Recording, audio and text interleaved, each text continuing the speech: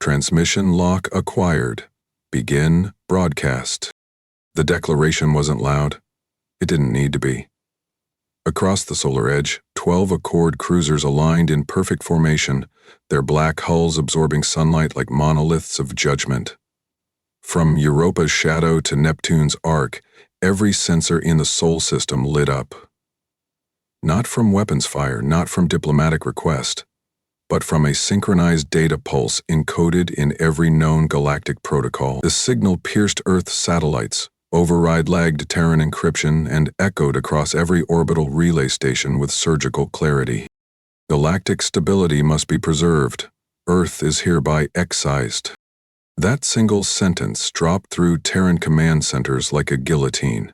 Within seconds, auto-surge wormhole beacons collapsed into quantum stasis. Trade nodes flickered, then cut out entirely. Outer planetary defense platforms defaulted to emergency loopback as their partner systems vanished. Hundreds of thousands of Terran-owned satellites lost their handshake protocols with interstellar grid markers and defaulted to defensive lockdown, and in the silence that followed, not a single Accord vessel moved. They held position like sentinels, engines cold, weapons retracted, their presence not aggressive, but conclusive. Inside Earth's emergency diplomatic command on the Atlantic Arc Ridge, Admiral Tavrik Darn was already on his feet. The neural sync line to his personal display fed real-time readouts into the half-sphere surrounding him, where the solar perimeter flared with red-line contacts. He didn't speak immediately. His eyes narrowed, jaw set, every tremor in the room, the shifting of boots on metal, the faint intake of breath from junior officers, seemed amplified by the cold finality of that Accord broadcast. He turned to Communications Director Varen, whose fingers hovered, unmoving, over a manual override panel. "Patch me to global response," Darn said, voice flat, direct. "All channels. I'll take it from here." Far below, across cities and bunkers, underground shelters and orbital farms, Earth listened. The man who once mapped war games on a lunar surface now addressed an entire species from beneath 30 meters of reinforced basalt. "They've issued their verdict," he said, standing before the display. "Not because we threatened them. Not because we fired a weapon or crossed a border. We refuse to submit our minds to synthetic calibration, and for that, they've shut every gate. They want obedience in the language of silence." He stepped forward, eyes locked on the array of linked feeds. "We will answer not with fear, not with collapse, but with design." At that moment, far from Earth's sky, the trapped Terrans stranded across Accord territories were being processed, or erased. Some were declared neural anomalies. Others were remanded to containment analysis units, sterile facilities buried beneath Accord capitals, where their memories were stripped and stored as statistical models. For a small minority, show trials were held. One-way broadcasts streamed to Accord citizen networks, displaying captured humans defending their refusal to adopt the neurointegrity protocol. The recordings weren't designed to inform, they were engineered to fracture human morale. One such trial was streamed from the Zari system. The defendant was Dr. Callan Murr, a cognitive systems theorist and advisor to Earth's delegation. Dressed in standard Accord containment blue, he stood before 12 synthetic magistrates who had never once blinked during his questioning. "I am not here to defend chaos," Mir had said, staring directly into the trial relay. "I am here because you fear what cannot be overridden. I am the variable your lattice cannot hold." The transmission was cut mid-sentence, but that unfinished message circulated in back channels. It was downloaded, remixed, replayed. Among isolated Terran outposts and stranded merchant vessels, Mir's words became a silent anthem. Back on Earth, the silence from Accord space settled like static in the bones. With no way to recall their people and no formal communication permitted, a different kind of war began, one without detonations or blockades, a psychological erasure campaign. Accord ambassadors retracted. Trade corporations received embargo codes. Even interstellar fauna shipments were rejected on neurointegrity grounds. The message was clear. Earth was not merely expelled, it was to be forgotten. Still, Earth did not falter. The Soul Defense Network reconfigured from trade protection to sovereignty lockdown. Spaceports were converted into research sanctuaries. Oceanic power arrays were rerouted to deep core engineering labs. Military, civilian, corporate, academic, all institutions collapsed into a singular protocol-driven structure. The founding skeleton of what would soon become Aegis Command. And in one final address, carved into Terran memory like a chisel across steel, High Counselor Marek Zorn, the last elected head of Earth's now dissolved Global Council, spoke not from a podium, but from the wreckage of the new Geneva Summit Hall, seated on the shattered steps beneath the scorched Terran Accord insignia. "They offer you peace with neural chains," he said, eyes bloodshot, his left arm wrapped in emergency seal tape. "They offer you tranquility built on uniform response curves and psychotropic governance. We will not bow our memory to artificial peace. We do not consent to lobotomize survival. Let this be the moment our biology refuse sedation." That feed would become the final public declaration from Earth under the Old World Order. As the last Accord channels blinked out of existence, the skies above Earth darkened, not from natural eclipse, but from the orbital silhouettes of 12 foreign ships, watching, recording, unflinching. They never fired, they never landed. Their presence alone was the weapon. Yet what they didn't realize was that Earth, in its darkest silence, had already begun writing the first chapter of something else. Something unseen, undesigned by the Accord's models. In bunkers beneath Greenland's crust and subterranean cores buried beneath the Andes, nodes flickered alive with data packets that didn't match any known signal trees. Prototypes were unfrozen. Names long redacted from Earth's scientific registry resurfaced. Project Nullspace initiated its cold start without announcement, without approval, without hesitation. And above it all, as the 12 ships hovered like judges who had already written the verdict, Earth's systems restructured. One world, forcibly severed, silently turned inward. Into calculation, into containment, into creation. The Sol system, once filled with commerce and signal chatter, grew quiet. Not dead, not lost, only preparing. "Take your seats. We're not leaving this room until we've buried the last flag." Counselor Karin's voice cracked as she pressed her palms into the frost-coated steel of the chamber table. The wind outside the shattered window carried streaks of ash across the flooded streets of what used to be central Geneva. Now a fractured basin of broken roads and half-submerged towers. What remained of the United Nations met in a blast-cracked conference hall, with walls reinforced only by welded debris and 2 layers of ballistic mesh. 48 delegates stood. All 48 sat. A single-camera drone hovered above the table's core, its gyroscope rattling from age.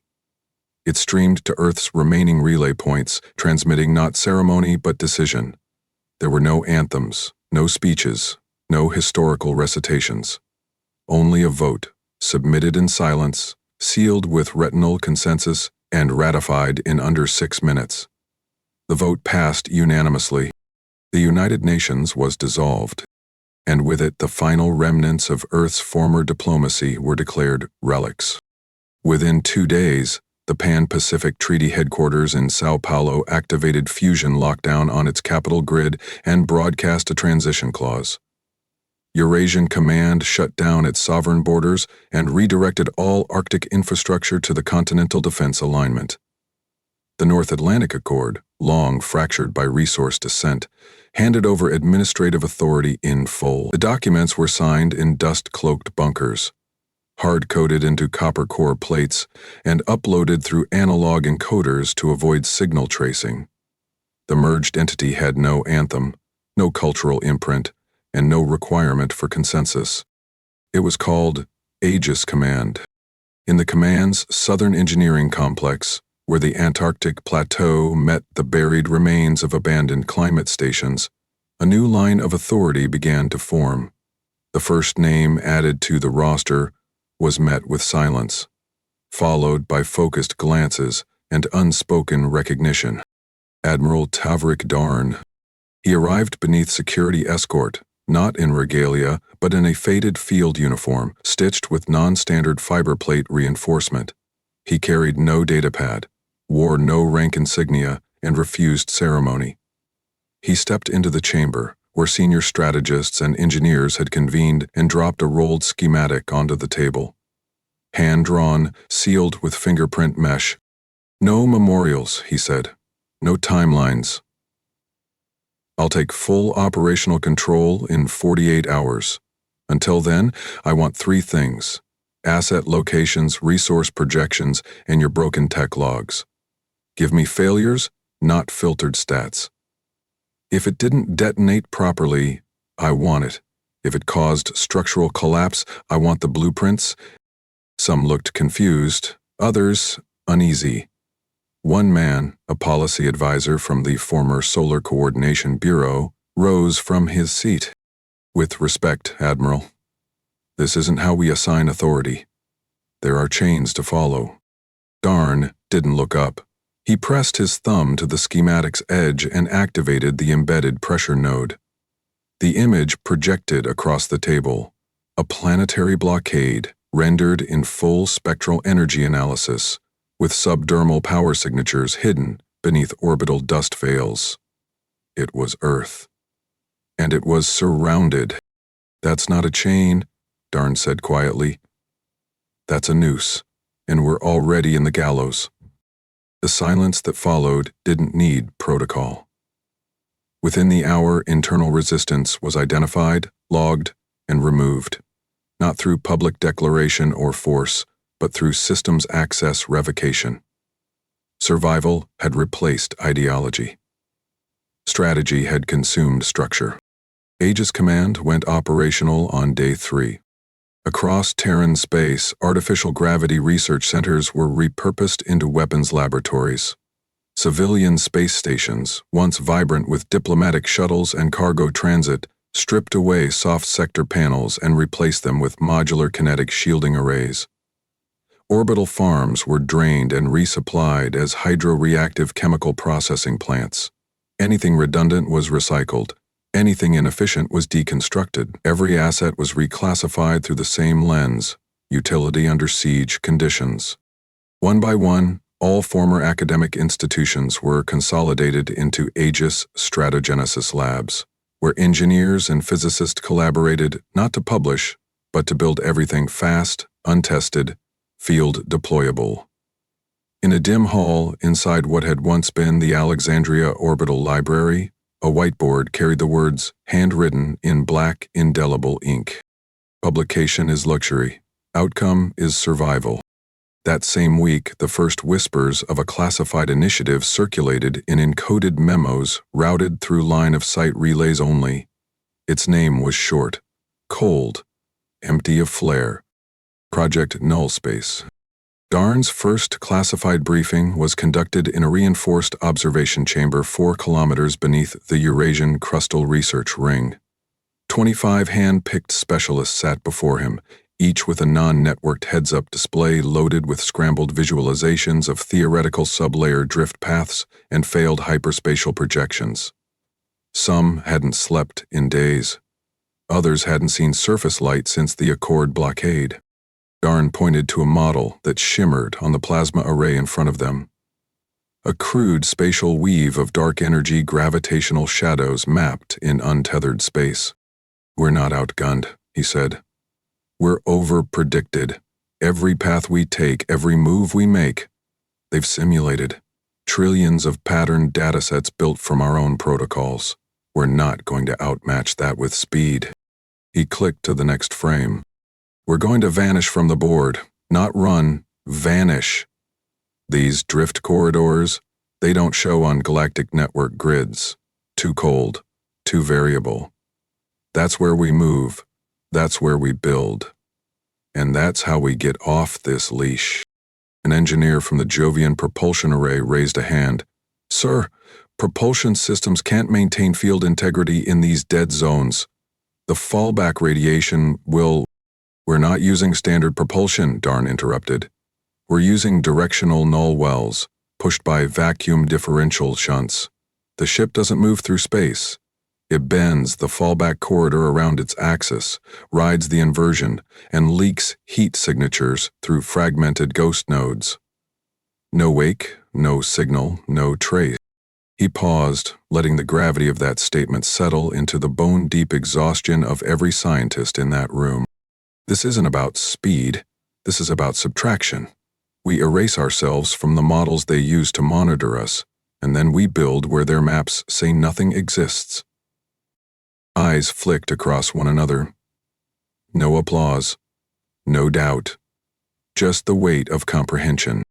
Back on the surface, grief had no funerals, no monuments. There were no walls of remembrance, no public memorials. Names of the stranded, the vanished, and the declared dead weren't written in stone. They were encoded into the thermal shielding of deep-orbit warships. Painted under plating, encrypted into system cores. Even mourning had become tactical. There was no time for sorrow, only fuel for motion. Within a month, the entire structure of Earth's political history had been reduced to a memory, and from its skeletal remains emerged the beginnings of something entirely new, not born of ambition, but of necessity. And beneath the slowly stabilizing rotation of the Sol defense grid, hidden behind the curvature of Earth's southern axis, 6 ships launched on a vector that did not correspond to any known star lane. Their departure was not recorded, their path could not be traced. Their engines did not roar. They disappeared. Initiate compression. If this fails, I want it logged in my name. The order echoed across the subterranean launch corridor, buried under the volcanic plains of northern Mars. Technician Viral's hand hovered over the ignition sequence, sweat forming beneath the seal of her hardsuit collar. Everyone inside the chamber knew this flight might end in disintegration, or worse, in cognitive bleed. The craft, TNS Lancer 1, sat inside the cradle of a non-atmospheric gravity core, its hull layered in radiation-diffuse alloy panels, an experimental defense against navigational dissonance. Project Nullspace had reached trial stage, and with it the boundary of reason itself. Outside the control deck's impact glass, the red surface of Mars trembled as compression fields activated. Gravity began to fold across layered fracture points, forming a crude corridor through dead gravitational drift. Inside the craft, pilot Salen Drek recited anchoring phrases into his neural stabilizer, cognitive tethering meant to delay memory erosion during phase breach. He wasn't afraid of death. He feared returning in pieces, unable to recall his name. Heads-up displays flared across the command platform. Static bled through sensor overlays. Then, for 2 full seconds, every telemetry node blanked out. Not failed, not jammed, just displayed. The vessel vanished. Inside the command deck, Virel didn't speak. She stared at the black square where the readout should have been, waiting for the return signal, or any signal at all. The seconds stretched until the system pulse reactivated with a jarring spike. The craft had pinged. 27 seconds later, outside Zari perimeter range, there had been no transition trail, no acceleration arc, no ion wake, no spatial ripple. Just absence. Then reappearance. She turned toward the internal comm array. We lost him for 27, then reacquired. Garn leaned forward from his position near the rear of the deck, eyes locked on the replay. Did the pilot speak? Maybe he hasn't said anything yet. Get ready to transcribe every word. The audio stream crackled once. Then Salen's voice broke through, hoarse, shaken, but articulate. I was nowhere. Then, somewhere. I don't know where the seconds went, but I didn't see stars. I didn't see movement. I saw gaps. Virel blinked. Gaps? Between things, Salen said, his breath ragged. Space wasn't space. It was Absence wrapped in direction. I wasn't flying, I was being pointed. In that moment, no one applauded, no one celebrated, because though the trial was successful, the implications were cold and brutal. They hadn't just found a way to move without detection. They had built a mechanism to disappear on command and return before anyone could understand how. Still, the method was unstable. In the days that followed, 4 more pilots were launched through early-stage null drives. 2 came back with speech latency. 1 never returned. Another arrived with a full data slate but no functioning memory past launch. Their names were not listed as failures. They were engraved into the architecture of the central reactor housing inside the null space testing array. A tribute not of mourning, but of function. A reminder, every boundary carved had been paid for in blood and cognition. Inside Aegis Command's subterranean build yard near the Mariana Trench fault line, the first full-scale stealth cruiser was constructed. It bore no designation, no planetary registry, and no transponder. Its neural AI core was coded in short-form resonance, an encryption model so convoluted it could only be interpreted by systems trained in variable recursion. The vessel's external architecture was jagged, layered like broken stone, not built for atmospheric grace, but for sensor deflection and signal mimicry. Darn walked its spinal corridor hours before deployment, his gloved hand running along the cold framework that separated reactor pulses from deep space. He paused mid-step, turned to the ship's lead engineer, and spoke clearly. Build fleets. Don't tag them. Don't name them.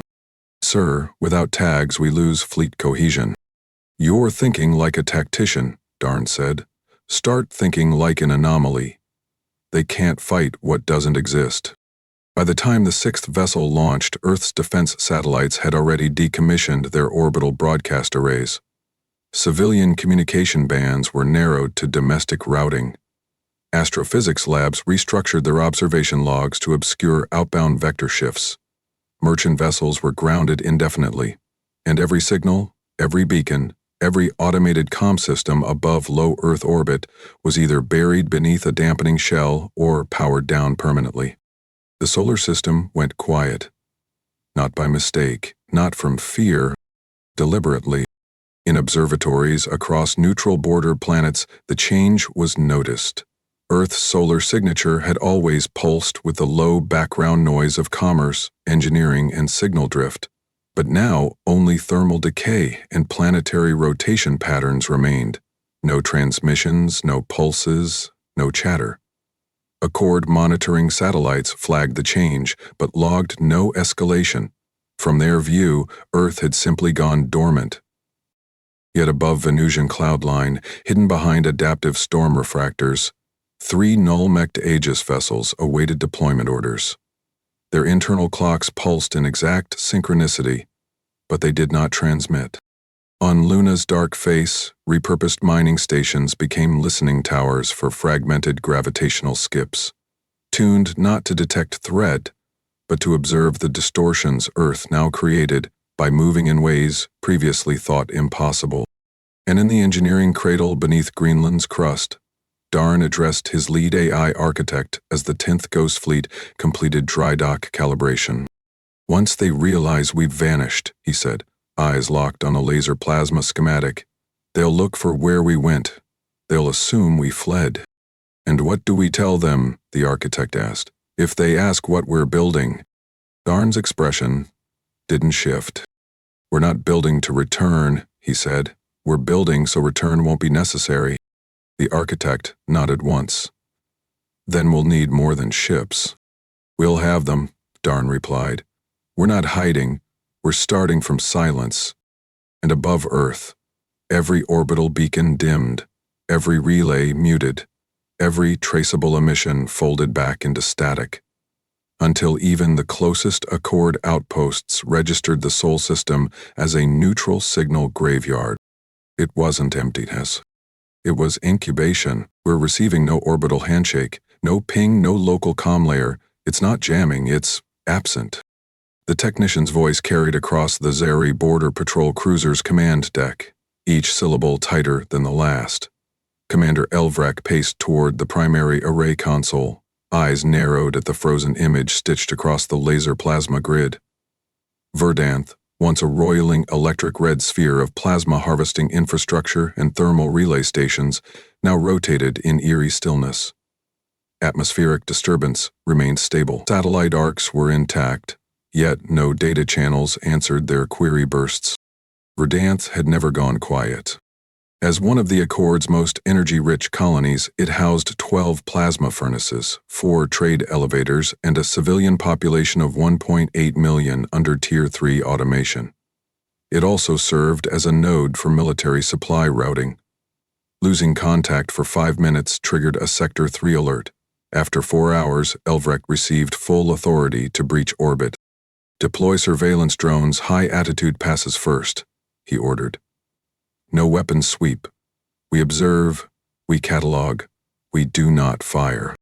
10 drones launched from the forward bay. They descended through the ion layer and began mapping surface structure. What came back wasn't debris. It wasn't destruction. It wasn't even recognizable. Verdanth was intact, but it was not the same world. Thermal patterns showed restructured gridwork, not of Accord design.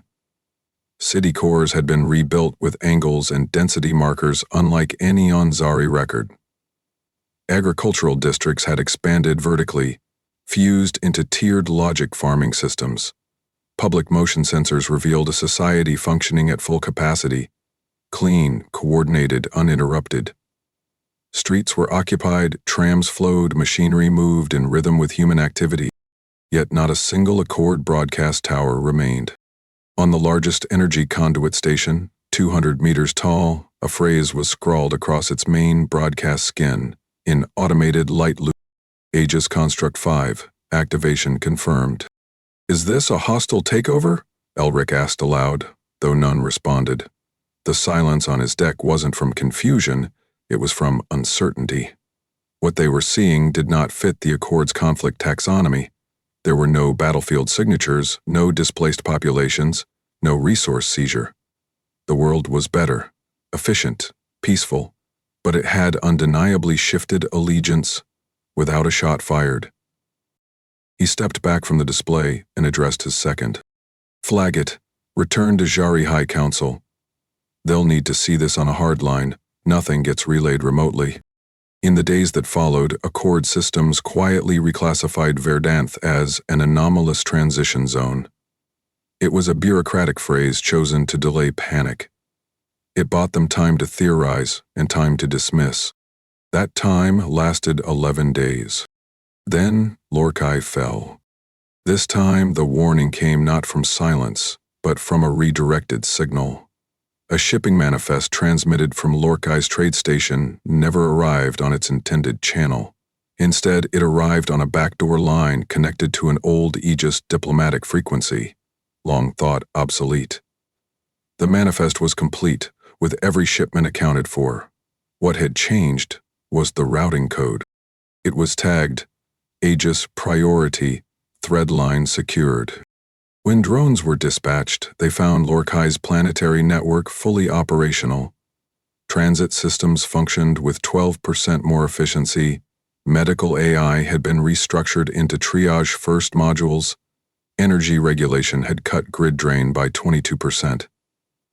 Every civilian was still registered in the Accord census, except the Accord no longer controlled the census. The third planet Kryn forwarded without delay. Its planetary administrator uploaded a final report to Accord Central. "We were not invaded. We were optimized. You sold us a system that required loyalty and yielded stagnation. They offered silence and returned a future." That transmission was never acknowledged. It was scrubbed from public terminals. The administrator was flagged as corrupted, and Krenfor was listed as disengaged due to viral contamination. But internally, the Accord Council panicked. Private channels across the 12 lit up with sealed memos and neural-locked communiques. One classified briefing, flagged under Tier No emergency containment, was leaked through backdoor intelligence. Its header read, "Earth is not hiding, it is replacing us." Inside the Accord's central analysis hub on Henar Prime, Policy strategists reviewed orbital imaging from all three worlds. Analysts noticed something chilling. The architecture, though varied in design, followed a logic tree that wasn't accord-based. It was Terran, but post-Terran, modular, self-replicating, aesthetic minimalism paired with adaptive interfaces. Buildings, reconfigured daily, street-level drones adjusted transit flow in real time using local neural inputs. Autonomous systems weren't simply operating, they were learning, exponentially, inside frameworks invisible to accord oversight. And the frameworks were worse still, no external fleet had ever been seen. No blockade, no aerial dominance, no forced migration. Earth hadn't shown up with battleships. It had inserted logic systems, rewritten control cores, restructured infrastructure from the inside out. Then left the population alone. As if saying, you may remain, but under better management. Inside Earth's null space coordination tower, buried beneath Icelandic sublayers, Tavrek Darn reviewed each planetary feed on a ring of heads-up displays stitched into his command node. His fingers moved across the haptic frame without hesitation, bringing up civic response metrics, AI latency logs, energy diffusion rates. All three worlds had stabilized within 72 hours post-inselection. His architect leaned in, tone unreadable. You know they'll see this not as evolution. They'll see it as conquest. They're welcome to define it however they like, Darn replied, eyes still locked on the flickering node tree. But we've outgrown the need to convince anyone. The architect hesitated. If they counter, we won't have the advantage of silence anymore. We don't need silence, Darn said. We have inevitability, and above Verdanth, Lorkai, and Kryn 4, satellites once tuned to accord frequencies now beamed encoded pulses across cold space, directed not at Earth, but at the hidden expansion arc forming behind dead zones and null corridors. New nodes blinked to life in uninhabited territories. They were not outposts. They were seeds. And the Accord had only just begun to notice. Someone tell me why 500 million citizens are requesting construct licenses on Accord-linked channels. High Counselor Brack slammed his palm against the command podium, sending a ripple through the synchronized sensory grid that stitched every delegate's interface into the room's laser plasma dome. The chamber, once engineered to reflect calm via environmental conditioning, now hummed with low-frequency tension, as real-time updates flickered across their personal heads-up displays. It had taken less than a cycle for Verdanth, Lorkai, and Kryn 4 to shift into full operational alignment under Aegis Construct 5. Now, 7 more fringe planets, Accord-aligned worlds had submitted preliminary integration forms to Terran sublayers using Accord infrastructure. The reaction wasn't confusion, it was disbelief, laced with dread. Inside the primary council chamber orbiting Thalon Core, arguments burst into open conflict. Delegates gestured aggressively, their voices clashing through overlapping sound fields. Zari envoys accused Earth of mimetic infiltration.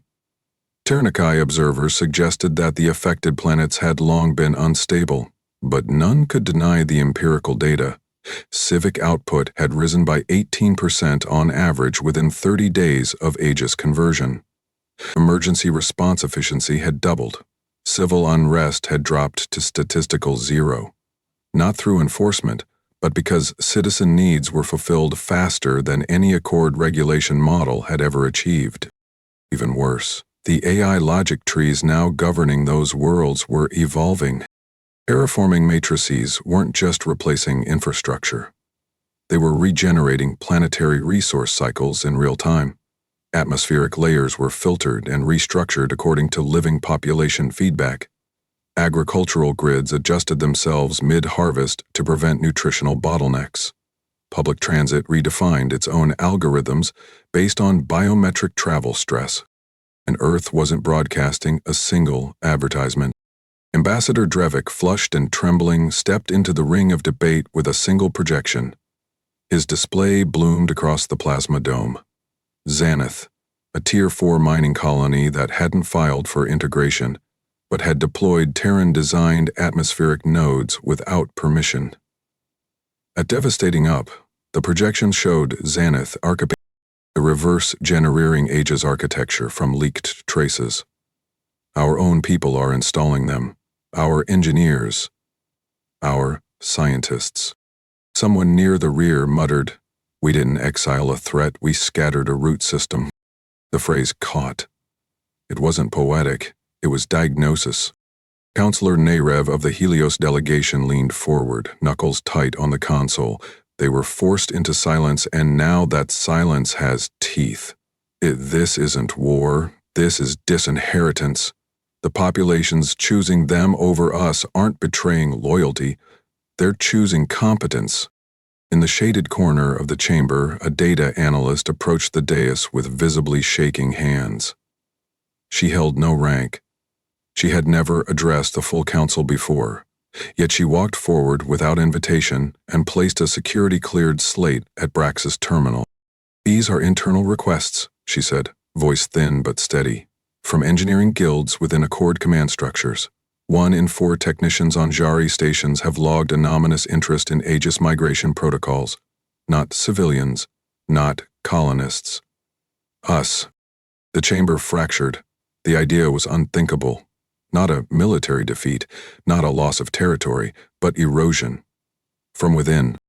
On the Earth side, there was no celebration. Inside the dark control lattice beneath the Greenland Trench, Tavrik Darn stood before a vertical column of cascading data as his AI command proxy filtered planetary feedback. The numbers didn't excite him. Growth meant responsibility. Expansion meant containment. And the longer the Accord took to acknowledge their obsolescence, the more vulnerable the entire structure became. His architect, Voltron, stood nearby, fingers dancing across a predictive matrix. "We've got 3 planets asking for direct integration, 2 more building off the back of leaked sublayer code. Accord is fragmenting, they just don't know it yet." "They'll realize soon enough," Darn said. "They're going to demand a dialogue." Darn didn't look away from the feed. "They won't get one." Vol folded his arms. "We could explain, clarify, show them what these constructs are built to become. That's not our burden. Then what do we say when they ask why we won't respond?" Darn reached up and froze the data stream mid-second. Thousands of data points crystallized across the glass wall like scattered stars. "Math doesn't explain itself," he said. "It just works." And that was the truth. Every Accord attempt to reach Earth's command channel had been routed to automated response cores that didn't argue, didn't threaten, didn't negotiate. They offered projections, yield curves, risk matrices, civic efficiency deltas. The numbers spoke with the authority that no vote could override. In one intercepted private exchange, an Accord planetary administrator expressed frustration to an Aegis relay node. "You're replacing systems people didn't ask to change." "Request logs suggest otherwise," came the reply. "Adaptation begins where familiarity fails." It wasn't the words that haunted the council, it was the consistency. Each time Earth intervened, things improved. Public sentiment shifted without media campaigns. Citizens defected ideologically before fleets arrived. And for every protest, the Accord staged, a planet whispered for integration. Desperation began to manifest in policy proposals.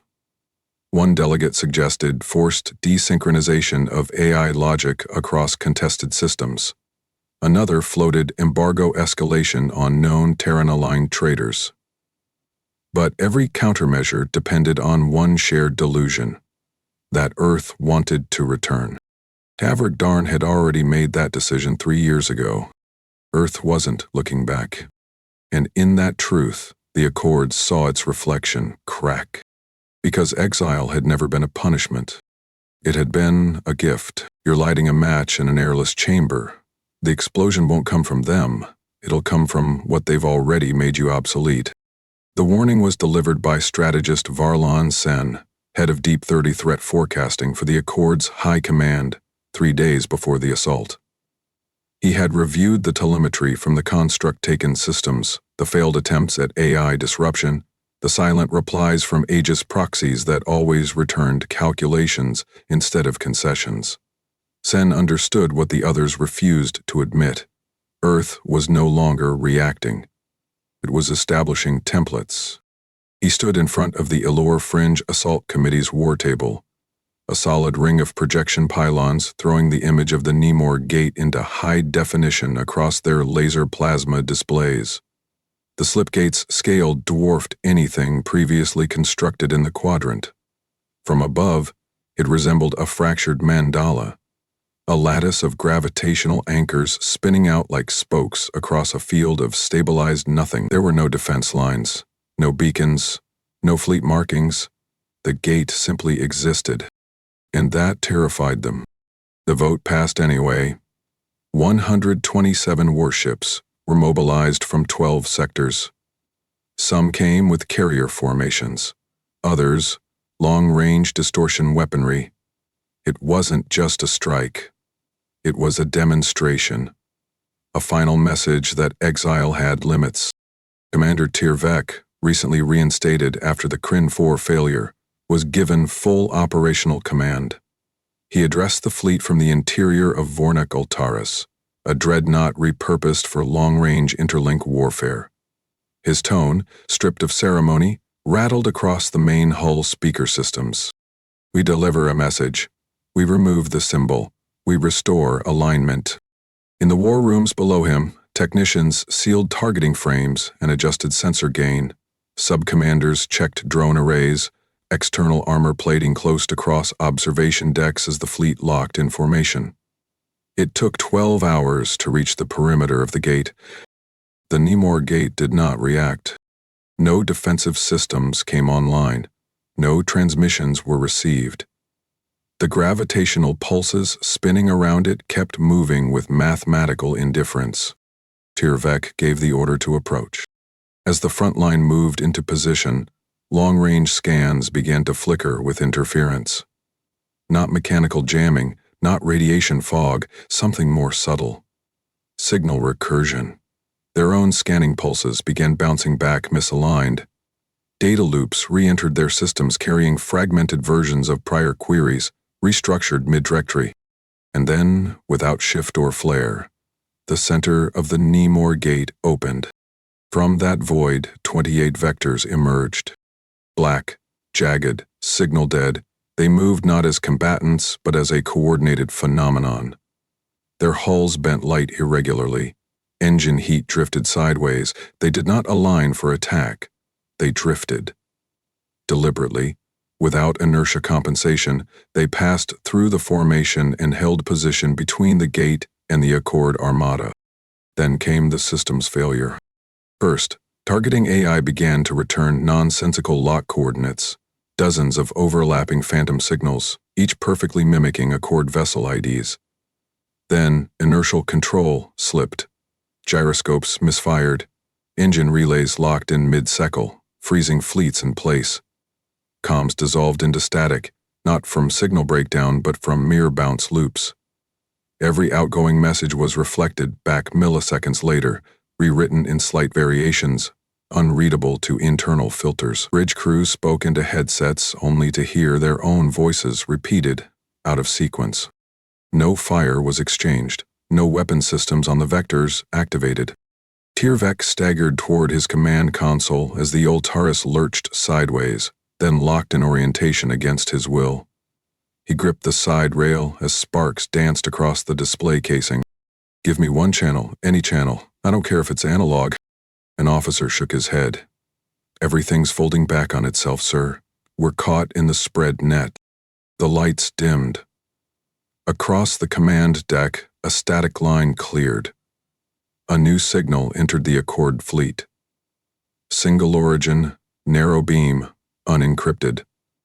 Every heads-up display on board every ship blinked once, then displayed a single visual feed. Tavrik Darn, seated inside a control array wreathed in geometric shimmer, gazed steady. His voice did not rise, it did not gloat. "You exiled us to preserve your order. In return, We built something beyond it. That was all.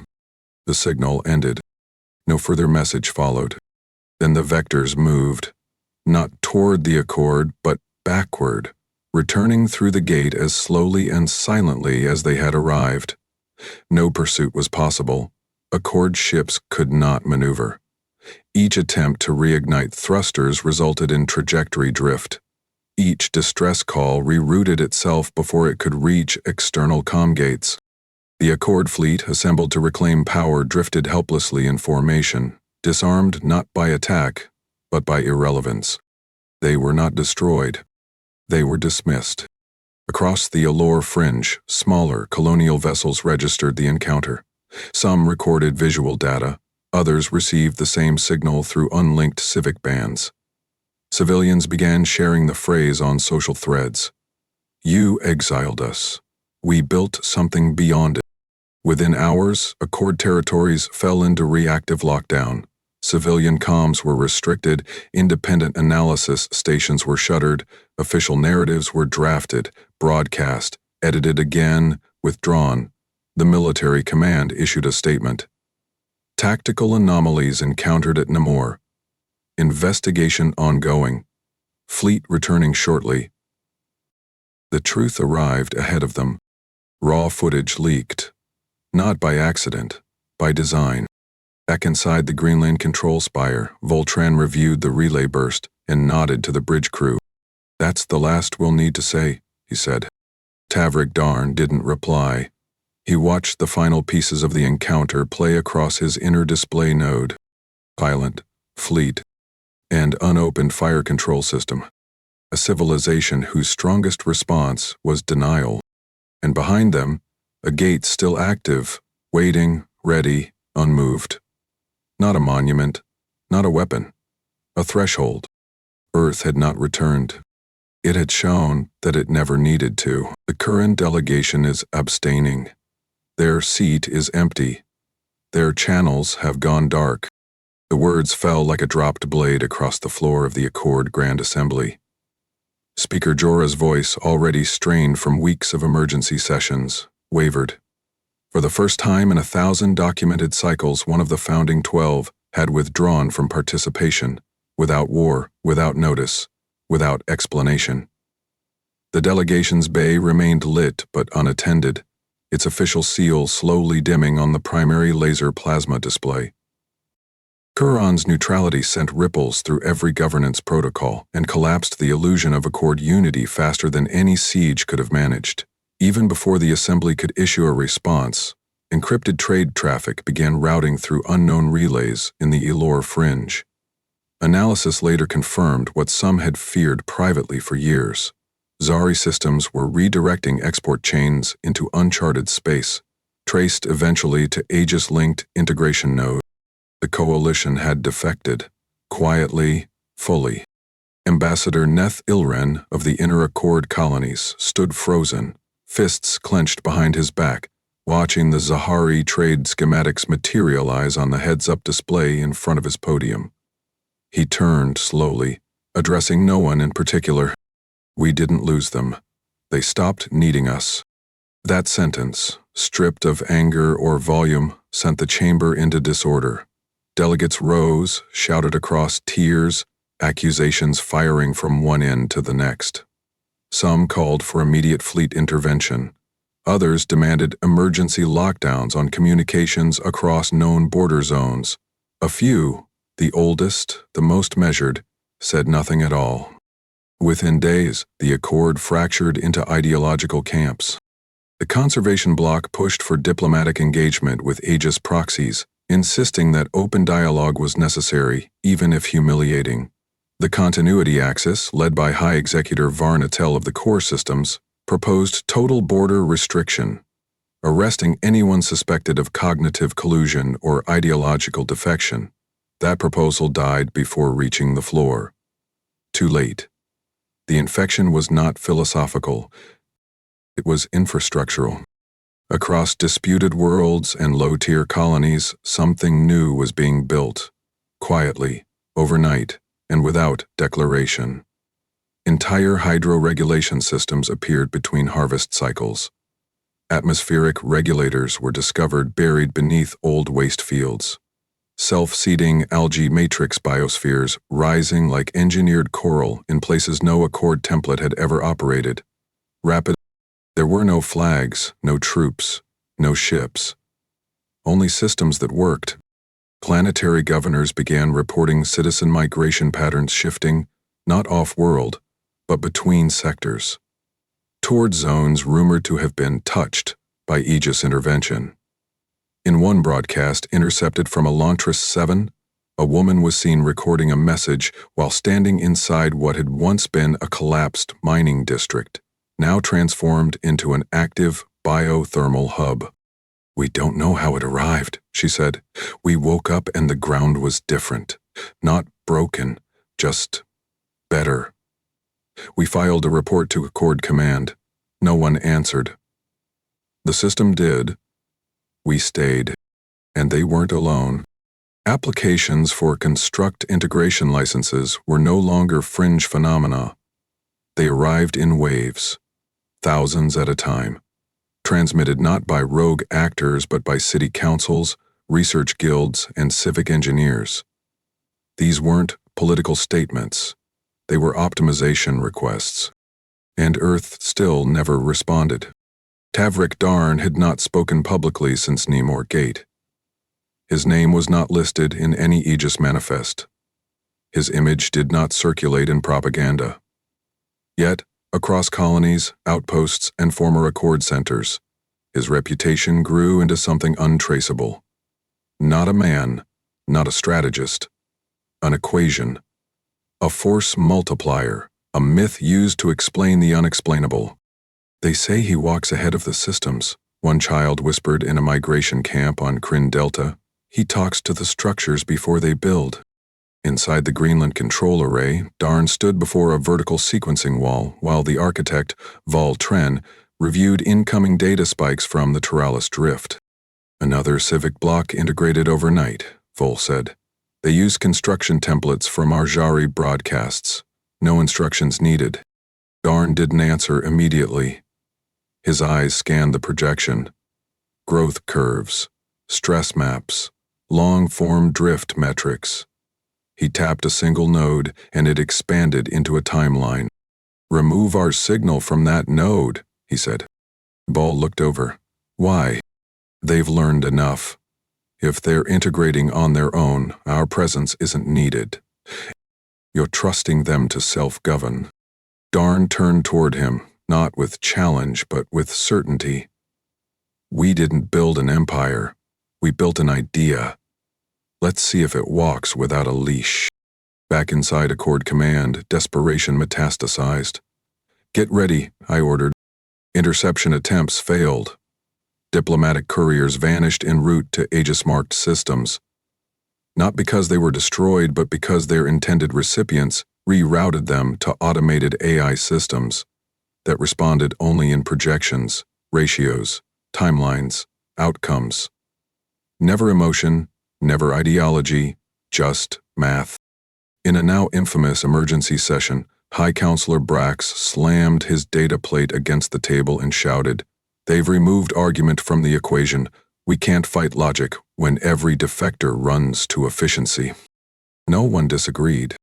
In the shadows of what had once been a proud galactic order, the Accord finally understood that Earth had not returned to the table it was pushed from. It had built its own, and others were already sitting at it. Collapse didn't come from force. It came from a better alternative. "We've sent the final request, no reply again." High Counselor Varnatel's voice carried more from habit than hope as she addressed the remaining 12 delegates. Once the ruling core of the galaxy, their chamber, long a monument to policy, now stood half-lit and poorly maintained. Sections of the dome ceiling showed rot from neglected climate regulation. No guards stood at the doors. There was nothing left to protect. Their message had been diplomatic, earnest, humble. For the first time since Earth's exile, the Accord made no demand, offered no directive. It simply asked for dialogue. What they received was something else. On the fourth rotation after transmission, the skies of over 3,000 known systems shifted. Heads-up displays across starships, relay stations, border outposts, and planetary towers flickered. There were no attack warnings, no data corruption, only a single unfiltered signal fed directly into public bands. And then he appeared. Seated, composed, dressed without insignia, framed by neutral tones and functional surfaces. Tavrik Darn, High Executor of the Aegis Sphere, faced the galaxy.